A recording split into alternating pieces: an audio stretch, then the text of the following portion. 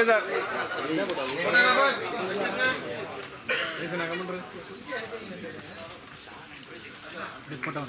சத்யா ஓகேவா?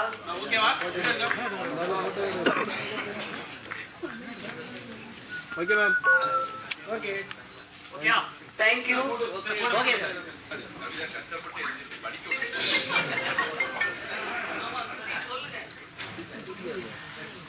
எல்லாருக்கும் வணக்கம்.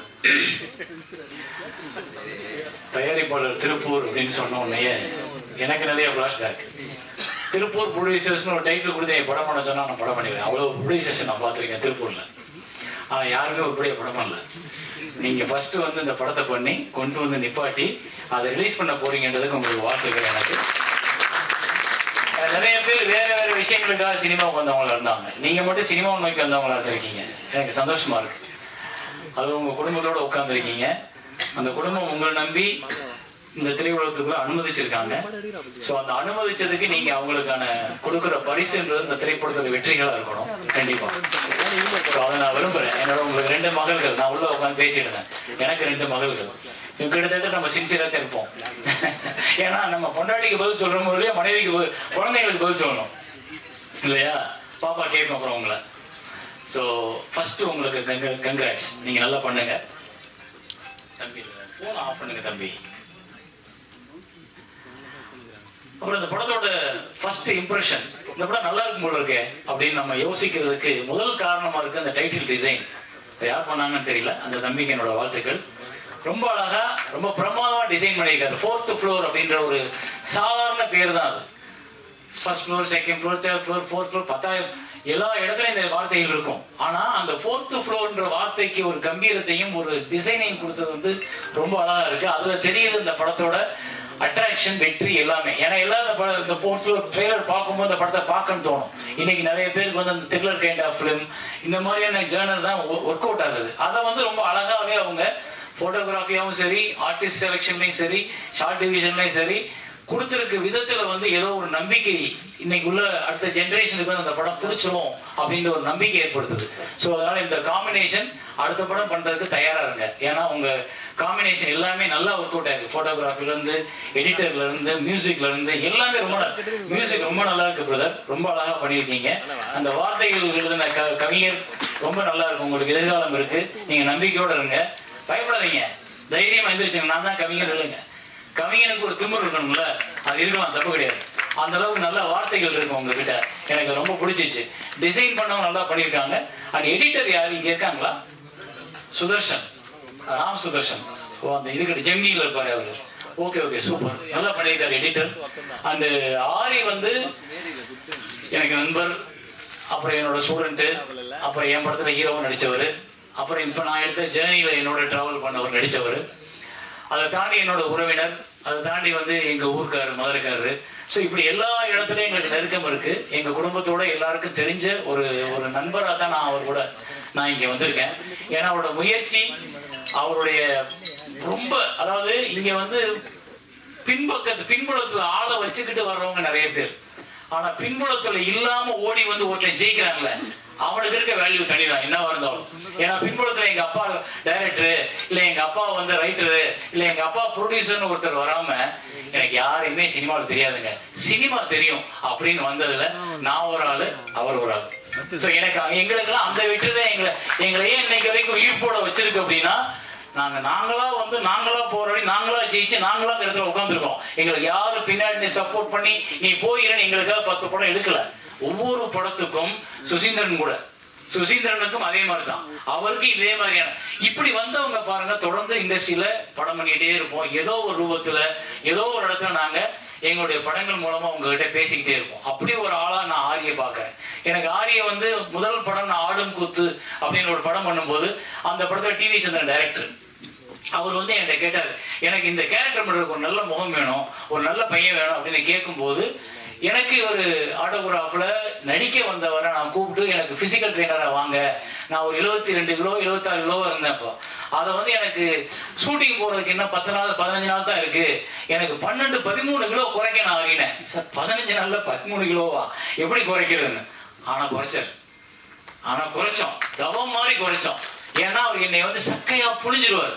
ஸோ ஒரு ஒர்க்கில் உள்ள டெடிக்கேஷன் எனக்கு நான் அன்னைக்கு பார்த்தேன். ஸோ இந்த பையன் வந்து இந்த டைரக்டரை காக்கா பிடிச்சிக்கிட்டா பின்னாடியே இருக்கலாம், நாளைக்கு ஒரு படம் பண்ணிடலாம் நினைக்காம நம்ம நடிக்க தான் போனோம். ஆனால் ஒரு டைரக்டர் என்னை இதை மாத்தன்னு சொல்லி கொடுக்குறாரு, அந்த வேலையில் நான் சின்சியராக இருக்கணும்னு அதுக்காக சார்ட்டு போட்டு கிட்டத்தட்ட ஒரு 15-20 நாளில் 13 கிலோ குறைச்சேன் நான். எனக்கு அது ஆச்சரியமா இருந்தது. யாருமே குறைக்க முடியாது, எப்படியுமே குறைக்க முடியாது. அது வந்து என்னன்னா அந்த ஆட்டோகிராஃப் சக்சஸ்ல அது ஒரு பார்ட். அது அந்த படம் சக்சஸ் ஆகணுன்றதுக்காக நடந்த ஒரு அதிசயம். அன்னைக்கு நான் 65 கிலோ குறைஞ்சது, இன்னைக்கு நான் அதுக்கப்புறம் கூடவே இல்லை, அதே வெயிட் அப்படியே மெயின்டைன் பண்ணிட்டே இருக்கேன். அதுக்கு காரணம் நீங்க தான். அந்த டெடிகேஷன் என்னாச்சு, அவரை வந்து நான் ஆடும் கூத்து பண்ணும்போது ஆடும் கூத்துல சரி ஆடி அறிமுகப்படுத்தலாம். அவர் கூட டிவி சந்திரன் பெரிய டைரக்டர், அவர் மலையாளத்தில் நேஷனல் அவார்டு வாங்கின பெரிய டைரக்டர். அவர் மீரா ஜாஸ்மினுக்குலாம் நேஷனல் அவார்டு வாங்கி கொடுத்துருக்காரு. அவர் தான் அந்த ஆடும் கூத்து படத்தை எடுத்தார். அப்புறம் பாதியில் அவங்க படம் முடியாமல் போகும்போது நான் எடுத்தேன். ஆனால் அதுக்கு முன்னாடியே நான் அதில் வந்து நடிகரை அறிமுகப்படுத்தணும். ஆனால் அது ஒரு பெரிய வாய்ப்பை தேடி கொடுத்துடல, அது ஒரு பெரிய அங்கீகாரத்தை கொடுத்துடல. ஆரி நல்லா நடிச்சிருக்காரு, ஆரி வந்து நல்ல நடிகர் உடனே 10 பேர் தேடி போயிடல. அப்ப நமக்கு ஒரு தளர்ச்சியும், நமக்கு ஒரு தோல்வியை பற்றிய பயமும், நமக்கு வந்து ஒரு எதிர்காலம் பற்றிய பயமும் வரும். அந்த பயத்தை ஓவர் கம் பண்ணி ஒவ்வொருத்தரும் வந்து தன் முதல் தோல்வியை ஒரு மனிதன் கடந்துட்டான்னா எத்தனை தோல்வியும் கடக்கிறதுக்கான கம்பீரம் தைரியம் அவனுக்கு வந்துடும். அந்த முதல் தோல்வியை கடந்தவன் தான் ஆரி. அந்த முதல் தோல்வியை கடந்ததுனாலதான் இன்னைக்கு அவர் தளராமல் அடுத்து அடுத்து அடுத்து அடுத்துன்னு பண்ணும் பொழுது இப்ப இந்த படத்துல பார்த்தா ஆக்சுவலி தனஞ்சயன் சார் சொன்னது ரொம்ப உண்மை. அவ்வளவு பெர்ஃபெக்டா உள்ளுக்குள்ள உட்கார்ந்துருக்காரு. சோ இது இனி தொடர்ந்து அவருக்கு நிறைய படங்களை உருவாக்கும், நிறைய படங்களை கொண்டு வரும். தனியா நீங்க நிக்கிறதுக்கான ஒரு வாய்ப்புகளை இன்னும் நிறைய உருவாக்கும் இந்த சினிமா. ஆனா நீங்க இந்த சினிமாவுக்கு உண்மையா இருங்க, அவ்வளவுதான். இந்த சினிமாவுக்கு உண்மையா இருந்தோம்னா போதும். ஸோ இதுதான் எனக்கு நான் உங்களுக்கு கொடுக்குற அட்வைஸ்ன்றது. மற்றபடி தனஞ்சயன் சார் சொன்னாரு, இது காலகாலமா கடந்த 20 வருஷமா நம்ம எல்லாம் புலம்பிக்கிட்டு இருக்கிறது தான். பாருங்க எல்லாரும் விட்டு ரெடியா இருக்காங்க, ஏதாவது ஒரு பால் விழுகும், இறை விழுகும் அப்படின்னு நினைக்கிறாங்க. அந்த இறையை எப்படி கொடுக்குறதுன்னு தெரியல. ஏன்னா தனஞ்சயன் சார் சொன்னது வந்து ஒரு கருத்து மட்டும் கிடையாது, நிறைய தயாரிப்பாளர்களோட வலி, நிறைய தயாரிப்பாளர்களோட பிரச்சனை. ஒரு படத்தை ஆசைப்பட்டு எடுத்துடுறோம், அந்த படத்தை மக்கள்கிட்ட கொண்டு போய் சேர்க்கறதுக்கும் மக்களை அந்த படத்தை பார்க்க வைக்கிறதுக்கும் நம்ம ரொம்ப கஷ்டப்படுறோம். அதுல நீங்க இன்னைக்கு வந்து உட்கார்ந்து இருக்கும்போது ராஜா சார் வந்து ஜெயிக்கணும் அப்படின்னு நான் ப்ரே பண்றாங்களே, அது காரணம் என்னன்னா ஏற்கனவே வந்த நிறைய தயாரிப்பாளர்கள் ஜெயிக்கலைன்றப்போ அவங்க படுற வலியும் கஷ்டம் எனக்கு நல்லா தெரியும். நான் திருமணம்ன்ற ஒரு ப்ரொடியூசர், ஒரு புது ப்ரொடியூசர் வச்சு படம் பண்ணும்போது அந்த படம் பிரேக் ஈவன் ஆச்சு. இருந்தா கூட எனக்கு அந்த புது ப்ரொடியூசரை பயன்படுத்துறதுக்கு பயம் வருது. ஏன்னா அது அவர் உழைச்ச பணம், அவர் குடும்பம் ஒரு நம்பிக்கையோட காத்திருக்கிற பணம். அவர் ஒரு குடும்பத்துல இருந்து ஒரு பணத்தை பிடிங்கி ஏதோ ஒரு தாகத்துல நம்ம ஒரு சினிமா ப்ரொடியூசர் அவனை கொண்டாந்து போடுற பணம். ஆனா அதை இங்க ஜெயிச்சு திருப்பி மீட்டு எடுக்கிறதுக்கு அந்த தயாரிப்பாளருக்கு வழி இருக்கானா? இல்ல. அப்ப நாங்க மனசாட்சியை அடகு வச்சுட்டு ஒரு தயாரிப்பாளர் தெரிஞ்சே ஒரு குழிக்குள்ள கொண்டு போய் தள்ளுறோமா அப்படின்னா ஆமா தள்ளுறோம். அது யார் பிடிக்கிறதுக்கு? இங்க இருக்கிற 120 டெக்னீஷியனும் பொழைச்சிட்டு போயிடுவாங்க. இவங்க யாரும் சம்பளம் வாங்க வேலை பார்க்க போறது இல்லை. டெக்னீஷியன், சவுண்ட் இன்ஜினியர்ல இருந்து ப்ரொடக்ஷன் வரைக்கும் எல்லாரும் காசை கொடுத்தா தான் வேலை. ஆனால் எல்லாத்தையும் ஒரு ப்ரொடியூசர் திரும்ப வரும்ன்ற கனவுல கொண்டு வந்து போடும்போது எல்லாம் வாங்கிக்கிட்டு முடிச்சுட்டு நன்றி சார் நன்றி சார் போயிடும். அந்த படத்தை வச்சுட்டு ஒரு ப்ரொடியூசர் தனியா நிக்கிறாரு. இதை எங்கே கொண்டு ரிலீஸ் பண்றது? எத்தனை ஷோ கொடுப்பாங்க, எத்தனை தியேட்டர் கொடுப்பாங்க, எப்ப சொல்லுவாங்க ஷோ இதுன்னு என்னமே தெரியாது. அப்ப இதுக்கெல்லாம் காரணம் என்னன்னா ஒழுங்குபடுத்தப்படாத சினிமாவிற்குள் நிறைய பேர் முண்டி அடிச்சு ஓடிட்டு இருக்கோம். டெய்லி நம்ம டிராபிக்ல போற மாதிரி எல்லாரும் என்ன இவ்வளவு டிராபிக், என்ன இவ்வளவு டிராபிக் நம்ம கேட்போம் போகும்போது. ஆனா நம்மளும் அந்த டிராபிக்ல ஒரு ஆளா இருக்கும். அது மாதிரிதான் சினிமா தயாரிப்பு இன்னைக்கு டிராபிக்குள்ள மாட்டிக்கிட்டவங்க மாதிரி எங்க போய் எந்த சிக்னல் என்னன்னு எப்படி திரும்பி எப்படி கொண்டு போய் மக்கள்கிட்ட சேர்ப்போம்ன்றத தெரியாத ஒரு புதிர் இருக்கும்போது இந்த புதிர் விடுவிக்கிறது ரொம்ப சிம்பிள், ரொம்ப சிம்பிள். ஒரு கட்டுப்பாடு, ஒரு ஒழுங்கு, எல்லாரும் பிழைக்கணும்ன்ற ஒரு நல்ல சிந்தனை எல்லாருக்கும். அதை வந்து தயாரிப்பாளர்கள் ஒன்றுபடுத்த முடியலையா? தயாரிப்பாளர் சங்கம் அதை முயற்சி பண்ணணும். தயாரிப்பாளர் சங்கத்துல வந்தவொன்னோ ப்ரொடியூசருக்கு ஒரு பணத்தை கட்டி 1 லட்சம் ரூபாய், எவ்வளவு சார்? 1 லட்சம் ரூபாய் கட்டி மெம்பர்ஷிப் போடுறோம். என்ன கேரண்டி? நான் ஏன் இந்த 1 லட்சம் ரூபாய் கட்டணும்? இந்த 1 லட்சம் ரூபாய் கட்டினால எனக்கு என்ன பயன்? நான் உங்ககிட்ட எதிர்பார்க்கறது ஒண்ணுதானே, என் படத்தை நான் எடுத்துட்டேன் சார், எனக்கு நல்லபடியா தியேட்டர் ஃபிக்ஸ் பண்ணி ரிலீஸ் பண்ணி கொடுங்க சார்ன்றது மட்டும் தானே ஒரு நான் கேட்கிற கேள்வி. எனக்கு நீங்க கொடுக்குற பொங்கல் காசு தேவையில்லை, நீங்க கொடுக்குற கூட்டம் போடுற ஒவ்வொரு விஷயம் எனக்கு தேவையில்லை. நான் எல்லாரும் கூட்டம் அட்டன் பண்ண முடியாது. நீங்க பாதுகாப்பா ஒன்ன வச்சு அதுல தலைவர், செயலாளர், பொருளாளர் உட்கார்ந்துருக்கீங்க. அப்ப நீங்க இதை சிரத்தையோட அடுத்து எந்த கட்டத்தை கொண்டு போகணும்? சரி, தயாரிப்பாளர்கள் சொன்னா தியேட்டர்காரங்க கேட்கல, தியேட்டருக்காரங்க அவங்களோட லாபத்தையும் அவங்களோட வருமானத்தையும் அவங்களுக்கு தியேட்டர் டெய்லி ஃபில் ஆகுன்றதை மட்டும்தான் பாக்குறாங்களே ஒழிய இது ஒரு நல்ல படம், இதை தலையிட்டுருவோம், இதுக்கு ஒரு வாரம் டைம் கொடுப்போம் யோசிக்கிறது இல்லை. ஏன்னா முன்னாடி எல்லாம் பிக்சட் ஹையர் அப்படின்னு ஒரு சிஸ்டம் இருந்தது. ஒரு வாரத்துக்கு தியேட்டர் நான் வாடகைக்கு எடுத்து என் படத்தை ஓட்டிக்கலாம். ஒரு வாரத்துக்கு அப்புறம் ஓட ஒரு விழுதலைன்னா அவன் தூக்கிக்கலாம். அதை விட்டுட்டு இன்னைக்கு 70-30 65-55 வந்ததுக்கு அப்புறம் அவங்க லாபம் சம்பாதிக்கிறது தயாரிப்பாளர் லாபம் சம்பாதிக்க மட்டும் பாக்குறீங்க. யார் சம்பாதிக்கிறீங்க? மெயினா இருக்கிற ஒரு 10 ப்ரொடியூசர், 10 நடிகர்கள், 10 டைரக்டர்ஸ் பண்ற படங்கள் மட்டும்தான் ஓடுது. சின்ன பிள்ளை தெரியாமலே கை தட்டுது. நீங்களாம் தட்ட மாட்டீங்க, என் நடிகர்கள் நமக்கு நாளைக்கு வேணும். அப்ப அந்த பெரிய நடிகர்கள் பட்டமே ஓடுது, அவங்களுக்கு மட்டும்தான் தியேட்டர் கிடைக்குது அப்படின்னா அப்ப சின்ன தயாரிப்பாளர்கள் என்ன பண்ணணும்? சரி, ஓடிடின்னு ஒரு பெரிய நம்பிக்கை வந்துச்சு. அந்த நம்பிக்கை என்னாச்சு? நம்மளை பூரா தூக்கி உள்ள சப்ஸ்கிரைபரா போட்டதுக்கு அப்புறம் அவங்க சொல்லிட்டா நாங்க படம் வாங்குறது இல்ல, இனிமே நீங்க தியேட்டர்ல ஓட்டிட்டு கொடுங்க. அப்பா தியேட்டர் ஓட்டிட்டு இருந்தா நம்ம உங்ககிட்ட வரோம், நீ வாங்க மாட்டேன்னா அப்ப நாங்க என்ன பண்றது? அப்ப இங்க ஒரு முறைப்படுத்துறதுக்கு ஒரு அதிகாரம் வேணும். அந்த அதிகாரம் எங்க இருக்குன்னா அரசாங்கத்துக்கிட்ட இருக்கு. அரசாங்கம் எல்லாரும் வரி கட்டுறோம், நானும் வரி கட்டுறேன், இந்த படத்தை வேலை பார்த்தா வரி கட்டியிருப்பாங்க, இந்த தயாரிப்பாளர் இவ்வளவு செலவுக்கு வரி கட்டியிருப்பாரு, இந்த வரி ஒரு அரசாங்கத்துக்கு போகுது. அரசாங்கத்துல சிறு தயாரிப்பாளர் வந்து பயன்படுது அப்படின்றப்போ அந்த சிறு தயாரிப்பாளர் வெளியே வந்து பிழைக்கிறதுக்கு ஒரு வழியை அரசாங்கம் ஏற்படுத்தி கொடுக்கணும். அது அரசாங்கத்தின் கடமை. வரி வாங்குறதுக்கு நீங்க கட்டாயப்படுத்துறீங்கன்னா அப்ப நான் பிழைக்கிறதுக்கு ஒரு வழியை உருவாக்கி கொடுங்க, அது உங்கள் கடமை. அப்ப அந்த இடத்துக்கு நீங்க கூப்பிட்டு பேசுங்க. சிறு நீங்க தான் தியேட்டர் கூட வச்சிருக்கீங்க, உங்க கண்ட்ரோல்ல நிறைய பேர் வந்து அந்த ஒரு 10 பேர் தான் கண்ட்ரோல் பண்ணிக்குவாங்க தியேட்டர்ஸ. அப்ப நாங்க சொன்னா அவங்க கேட்க மாட்டாங்க. அப்ப நீங்க என்ன பண்ணணும்? எம்ஜிஆர் அப்படின்னு ஒரு முதலமைச்சர் இருந்தார் முன்னாடி. அவர் நம்ம ஊர்ல வந்து டப்பிங் படங்கள் நிறைய வந்துகிட்டு இருந்துச்சு. அந்த டப்பிங் படங்கள் வரும் பொழுது தமிழ் படங்கள் காணாமல் போகிற வாய்ப்பு உருவாச்சு. எல்லாரும் வந்து ஜாக்கி சான் தமிழ் பேசுறத பார்க்க ஆரம்பிச்சோம். அப்ப எம்ஜிஆர் என்ன பண்ணாரு? கூப்பிட்டு ஒரு ஆர்டர் போட்டாரு, எந்த திரையரங்கங்களும் கண்டிப்பாக 90 நாட்கள் தமிழ் படம் போட வேண்டும், அப்படி போடலாம் லைசன்ஸ் ரத்துனார். அதுதான் இன்னைக்கு சிறு திரைப்படங்களுக்கு 3 மாசம் ஒதுக்கி கொடுங்க.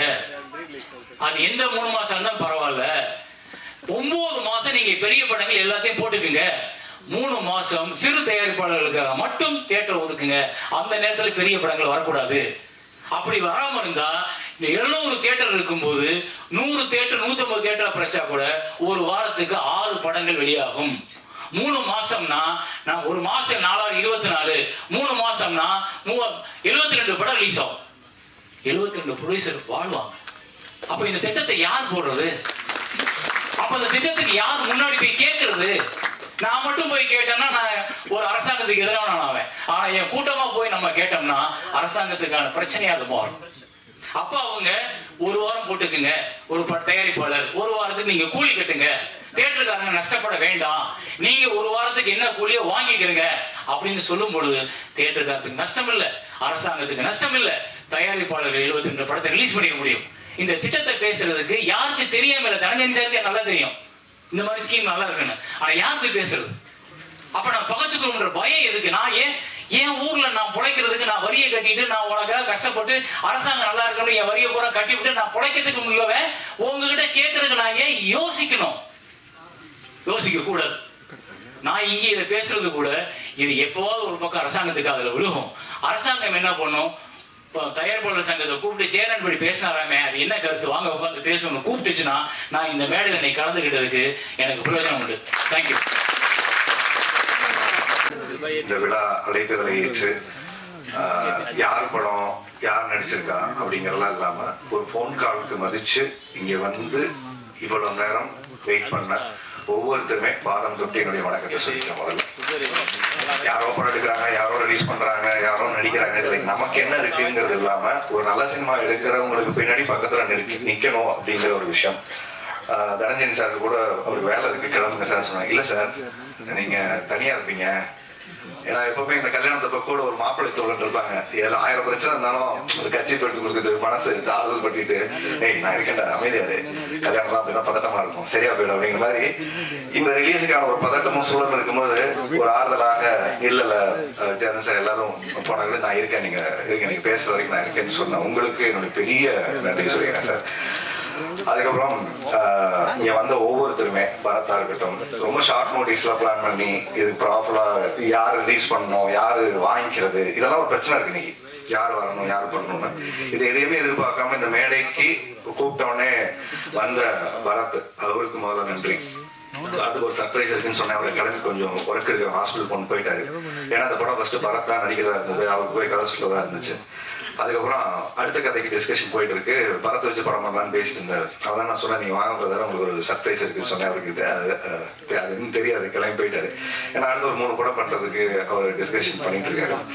அடுத்ததாக நான் சினிமாவில் இருக்கனா இல்லையான்னு எல்லாருக்கும் ஒரு டவுட்டு. இந்த பிக் பாஸ் போயிட்டு வந்ததுக்கு அப்புறம் கொஞ்சம் ஆளே காணோம். நெஞ்சுக்கு மீதி படம் பண்ணாரு.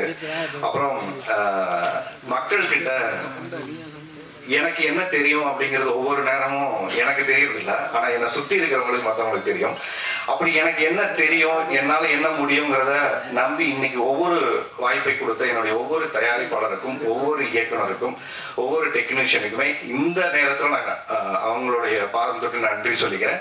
அதுக்கு அடுத்ததாக எனக்கு பிக் பாஸுக்கு அப்புறம் எனக்கு ஒரு பெரிய வாய்ப்பை ஏற்படுத்தி கொடுத்த வாத்தமராவுடைய ப்ரொடியூசர் சேர்ஸ் என்டர்டைன்மெண்ட், சேர்ஸ் மியூசிக் அவங்க அபிமேமுக்கு அண்ட் செல்வா சாருக்கு ஒரு பெரிய நன்றியை சொல்லிக்கிறேன். எனக்கு வெளியில நான் ஷூட்டிங் போறேன், எல்லா ஊர்களுக்கு போறேன், எல்லா இடங்கள்லையும் அவங்க சொல்ற ஃபர்ஸ்ட் விஷயம் நெடுஞ்செழியன் சார், மாயா சார், அடுத்து வந்து பிக் பாஸ் சார், அடுத்து இப்போ போய் சேர்ந்துருக்கிறது சார் வாத்தமரம் நல்லா இருக்கு சார், அந்த ஷோ பயங்கரமா பேசுறீங்க சார், அது நல்லா பண்றீங்க சார், நிறைய நல்ல நல்ல விஷயங்கள் நாங்கள் லைஃப்ல என்ன பேசுறோமோ அதை அப்படியே ரிஃப்ளெக்ட் பண்ணுங்க சார், அதை விடாமல் பண்ணுங்க சார் சொல்லும்போது ஒரு எளிவனுடைய குரலாக அந்த ஒரு ஷோ இன்னைக்கு உயிர்ப்போடு இருக்குன்னா இப்படிப்பட்ட ஒரு ப்ரொடியூசர் பணத்தை பார்க்காம மக்களுக்கு கொண்டு போய் சேர்க்கக்கூடிய ஒரு ஷோவா இன்னைக்கு மாறி இருக்கு சக்சஸ்ஃபுல்லா. அவங்க எங்கிட்ட ஒரு ப்ராமிஸ் பண்ணாங்க, நான் உள்ள வரும்போது நான் உள்ள வேணான்னு சொல்றதுக்காக தான் உள்ள போனேன். நமக்கு எது எப்படி இவ்வளவு நேரம் பண்ண முடியும், அவங்க நடிக்க தெரியும், அங்க போய் ஷோ எப்படி ஹேண்டில் பண்ண பழக்கம் இல்லை. இல்ல உன்னால முடியும், ஃபர்ஸ்ட் உன்னை யாரும் எனக்கு தெரியாது, அப்புறம் சொன்னாங்க நீ அப்படி இப்படிலாம் சொன்னாங்க, நீ இப்ப பயங்கரமா பேசுவேன் பிக் பாஸ்ல அப்படி பேசுவேன் இப்படி பேசுவேன், எப்படி பேசுறியோ எனக்கு தெரியாது, கொஞ்சம் ஆரண்டி பண்ண, நீ எவ்வளவு அடிச்சாலும் தாங்குற ஆளா இருக்க, அதனால தைரியம் இந்த ஷோ பண்ண கரெக்டான ஆள் நீங்க தான் 2-3 பேர் ஷார்ட் லிஸ்ட் பண்ணோம், அதனால கரெக்டான ஆடு நீ தான், நீ வா அப்படின்னு சொல்லிட்டு உள்ள தூக்கி போட்டாங்க. ஸோ அவங்க ஒரு ப்ராமிஸ் பண்ணாங்க, 1 வருஷம் அந்த ஷோ பல கிடைச்சிட்டு நீங்க பண்ணுங்க, அது ஒரு இடத்துக்கு போய் சேரும் அப்படின்னு சொன்னாங்க. அதே மாதிரி 1 வருஷம் அந்த ஷோ முடிஞ்சு லாஸ்ட் ஒரு ஃபியூ வீக்ஸ் மேக்ஸ் டிஆர்பியில் இது வரைக்கும் கலைஞர் டிவிலே ஹையஸ்ட் டிஆர்பி ஒரு ஷோ ஹிட் ஆச்சு. அதாவது பக்திமான் மனைவிகளிடம் மாட்டிய கணவர்கள் அப்படிங்கிற அந்த ஷோ ஆல்மோஸ்ட் 1 பாயிண்ட்டுக்கு மேலே டிஆர்பி ஒரு பெரிய சக்ஸஸ்ஃபுல்லாக இருந்துச்சு. கலைஞர் டிவியை கூப்பிட்டு எல்லாருமே பாராட்டினாங்க, மேம் எல்லாருமே பாராட்டினாங்க. இது ஏன் சொல்றேன்னா, இதுக்கப்புறம் ஷோ பண்றாரு, டிவிக்கு போயிட்டாரு, படம் கிடம் பண்றாரா ஒண்ணுமே தெரியல, ஆனா ஆள் மட்டும் ஷூட்டிங் போயிட்டே இருக்காரு அப்படின்னு சொல்லிட்டு. ஏன்னா நிறைய இந்த இடைப்பட்ட காலத்துல மற்றவங்க ஆடியோ லான்ச்சுக்கு வர்றது அதிகமாயிடுச்சு. நாங்க ஏன் ஆடியோ லான்ச்சுக்கு நானே வர்றது கொஞ்ச நாளுக்கு அப்புறம், சில வருஷங்களுக்கு அப்புறம் இப்பதான் வரேன். அப்படிப்பட்ட ஒரு வாய்ப்பு ஏற்படுத்தி கொடுத்த என்னுடைய தயாரிப்பாளருக்கு நான் நன்றி சொல்லணும். தயாரிக்கிறது முக்கியமா தயாரிப்பாளருக்கு ஏன் நான் நன்றி சொல்லணும் அப்படின்னா, இந்த படம் பண்ணதுக்கு சூரி எனக்கு ரொம்ப நண்பர், லக்ஷ்மண் எல்லாருமே எனக்கு ஃப்ரெண்ட், ஏற்கனவே படம் பண்ணியிருக்கோம். இது ரொம்ப கொஞ்சம் எனக்கு கோவம் இருக்கு, எனக்கு எமோஷன்ஸ் இருக்கு, இதெல்லாம் நான் எதுவுமே உங்கள்கிட்ட காட்ட விரும்புகிறேன். ஏன்னா நிறைய அவமானங்களை தாண்டி தான் ஒவ்வொரு கலைஞர்களுமே இந்த சினிமாவுக்கு வராங்க. அவமானப்படாத யாருமே வர முடியாது. இது எனக்கும் அது ஒரு தடவை இல்லை, 2 தடவை இல்லை, பலாயிரம் தடவை அந்த விஷயம் நடந்துகிட்டே இருக்கு, திருப்பூர் நடந்துட்டே இருக்கு, இன்னைக்கு நடந்துகிட்டே தான் இருக்கு. இது எனக்கு மட்டும் இல்லை, சினிமாவை நேசிக்கிற ஒவ்வொருத்தருக்குமே நடந்துட்டு இருக்கு. இது எனக்கு மட்டும் புதுசாலாம் இல்லை, அது சுந்தர் சாருக்கு நடக்குது, எனக்கு நடக்குது, மற்ற கலைஞர்களுக்கு எல்லாருக்கும் நடக்குது. இந்த படம் ஏன் இப்ப சார் கூட சொன்னார் 27 நீங்க போட்டீங்களா சார் அப்படின்னு சொன்னாரு. ஏன்னா சார் படமா இருக்காரு தனஞ்சயன் சார், பார்த்துட்டு ரொம்ப நல்லா வந்திருக்கு. ஒரே ஒரு விஷயம் தான் சொன்னாரு, சின்சியரான ஒரு அட்டெம்ப்ட் இந்த படத்துல தெரியுது. அது ஒரு இயக்குனரா, ஒரு தயாரிப்பாளரா, நடிகரா, டெக்னீஷியனா எல்லாரும் ஒரு சின்சியர் படம் எடுக்கணுங்கிற ஒரு முயற்சி எடுத்திருக்கீங்கன்னு இருக்குல்ல, அது போதும் சார். ஏன்னா 150 ரூபா கொடுத்து படம் பார்க்குறவனுக்கு எப்படிப்பட்ட படத்தை கொடுக்கணுங்கிறதா எல்லாரும் கனவோட படம் எடுக்கிறோம், நான் உட்பட எல்லாருமே. ஆனா அதை சாட்டிஸ்ஃபை பண்ற இடத்துல தான் ஃபெயில் ஆகிட்டே இருக்கும். எக்ஸாம் எழுதிக்கிட்டே இருக்கும், ஆனா ஃபெயில் ஆகிட்டே இருக்கும். ஏன்னா நம்ம கொஸ்டின் பேப்பர் தெரிஞ்சுக்கிட்டு தான் ஆன்சர் எழுதணும் யாருக்கும் தெரியுது இல்லை. ஏன்னா அவரை நோக்கி வைக்கப்பட்ட ஒரு கேள்வி. புது ப்ரொடியூசர் ஃபர்ஸ்ட் டைம் ஒரு படம் ஆரம்பிச்சாரு, அந்த படம் பாதியில நின்று போச்சு. அதுக்கப்புறம் சினிமா அந்த குடும்பம் நம்பி அவரை சினிமாவுக்கு இங்கே அமுச்சு வச்சிருக்கு. என்கிட்ட சோவியா அவன் சொன்னாரு, சார் உங்களுக்கு ஒரு 20-25 நாள் டேட் இருக்கும், நீங்க வர்றீங்க, நல்லபடியா நடிச்சு கொடுக்குறீங்க, கிளம்பிடுறீங்க. இவ்வளவுதான் சூர்யா சொன்னார் என்கிட்ட. வேற எதுவுமே நீங்க வந்து கதையை கேளுங்க, பிடிச்சதுன்னா சொல்லுங்க, வரீங்க, நடிக்கிறீங்க, கிளம்புறீங்க. இவ்வளவுதான் நான் சொன்னாரு. சூர்யாக்காக சொன்னேன், சூர்யா யார் பண்றாருன்னா லக்ஷ்மண் எல்லாமே டீமா பண்றாரு, புது ப்ரொடியூசர் நம்ம நம்பி வந்திருக்காரு பிரதர் அப்படின்னாரு. அதே மாதிரி நாங்க போனோம், நடிச்சோம், வந்தோம், போனோம், நடிச்சோம், வந்தோம். இப்படி 25 நாள் முடிஞ்சிச்சு. படம் முடிஞ்சது. எடுத்து அந்த படத்தை வந்து பார்த்தாரு, நாங்களும் பார்த்தோம். சின்ன சின்ன விஷயங்கள் பண்ணா நல்லா இருக்குன்னு ஒரு சஜஷன் சொன்னோம். அப்போ அவருக்கு சினிமா தெரியாது. அப்போ அவர் என்ன சொன்னாரு, இல்லை சார் நல்லா தான் இருக்கு, நம்ம பண்ணிடலான்னாரு. அவருக்கு எல்லாருக்கும் ஒரு குழப்பம் இருந்துச்சு, எப்படி அவரை கன்வின்ஸ் பண்ணுறது எனக்கு தெரியல. ஆல்ரெடி காசு செலவு பண்ணிட்டாரு, கொண்டு வந்த காசுலாம் கரைஞ்சு போச்சு. ஏன்னா படமா சொல்லி திருப்பி எடுக்கணும், இவங்க எல்லாம் சரியான ஆட்களா இல்ல நம்ம காசை கரைக்கிறதுக்காக ஒரு ஐடியா பண்றாங்களா அப்படின்னு அவருக்கு ஒரு டவுட் இருந்துச்சு. அவருக்கு நான் எப்படி சொல்லி புரிய வைக்கிறதுன்னு தெரியல. நேரம் வீட்டுக்கு போனாரு. வீட்டுக்கு போய் படம் காமிச்சாரு. உண்மையாவே இன்னைக்கு நீங்க பார்த்த பாட்டு, நீங்க பார்த்த விஷுவல்ஸ் எல்லாமே ஏற்கனவே எடுத்திருந்தான். அதுல கொஞ்சம் நேர்த்தியா இன்னைக்கு எக்ஸ்ட்ரானரியா அந்த படம் பார்த்துட்டு நல்லா இருக்கு அப்படிங்கிற ஒரு இடத்துக்கு இந்த படம் நகர்ந்துருக்குன்னா, இந்த படத்துக்கு முதல் பார்வையாளர் இருந்தது அவங்களுடைய 2 பொண்ணுங்க, அவங்க மனைவி. நீங்க அவங்களுக்கு தான் நன்றி சொல்லுங்க. இந்த படம் சிறந்த படமாக இன்னைக்கு வந்திருக்கிறதுக்கு மிக முக்கியமான காரணம், படம் எடுத்துட்டீங்க, இவ்வளவு காசு போட்டு ஒரு நல்ல படம் எடுக்க வேண்டியதானே, அதை எல்லாரும் பாத்துக்கலாம் போங்க அப்படின்னு அந்த பிள்ளைங்க சொன்ன அந்த தைரியம் தன்னம்பிக்கை தான் வந்துட்டு அப்படி சுறுசுறுப்பா வந்தாரு. சார் அது என்னமோ சொன்னீங்களே சார், வாங்க சார் அதெல்லாம் கொஞ்சம் என்ன பேசி டிஸ்கஸ் பண்ணிக்கலாம். ஏன்னா அவர் அடுத்த வாரமே ரிலீஸ் பண்ணிடலான்ட்டாரு. நான் அடுத்த படத்துக்கு போறேன் சார், இதுல விட்டதெல்லாம் நான் அதுல பிடிச்சிக்கிறேன்னாரு.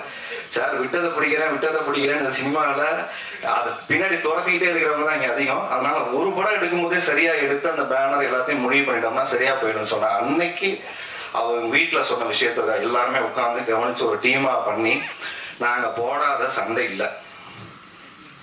உண்மையாவே சொல்றேன், சண்டைன்னா ஒரு நல்ல ஹெல்த்தியான டிஸ்கஷன். அவர் ரொம்ப இன்னசென்ட். இவர் எவ்வளவு இன்னசென்ட்னு கேட்டீங்கன்னா, உள்ளுக்குள்ள ரத்த கொதிப்ப பாட்டு கேட்டிருப்பீங்கல்ல, அப்படி இருப்பார் உள்ளுக்குள்ள.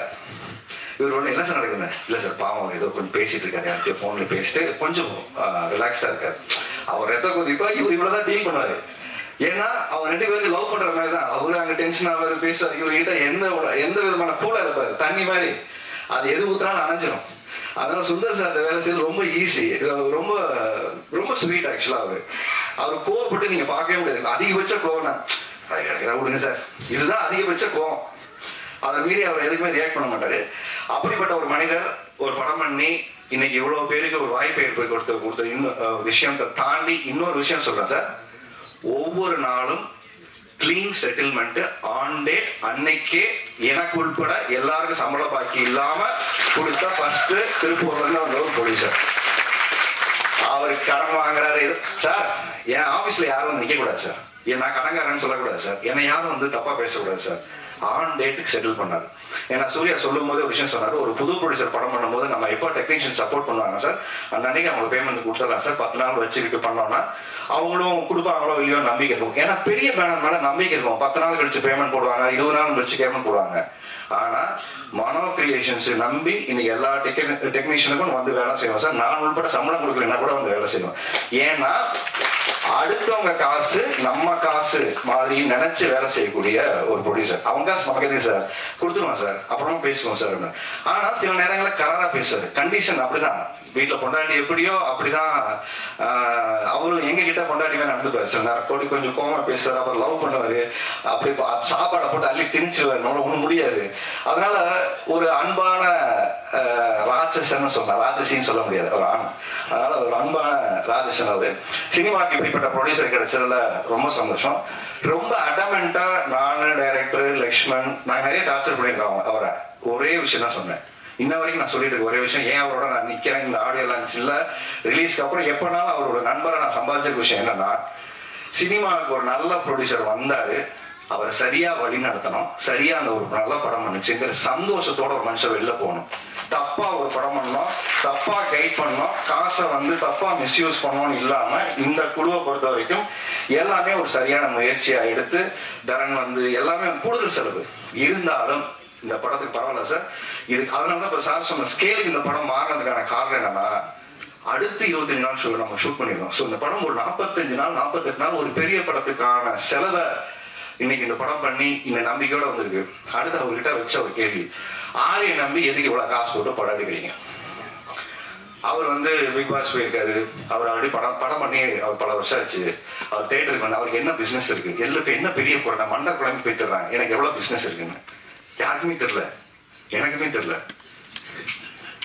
அதாவது ஓடலைன்னு சொல்லி ஒரு நம்பரை சொல்லலாம், ஓடி இருந்தா ஓடி இருக்குன்னு சொல்லி ஒரு நம்பர் சொல்லலாம்.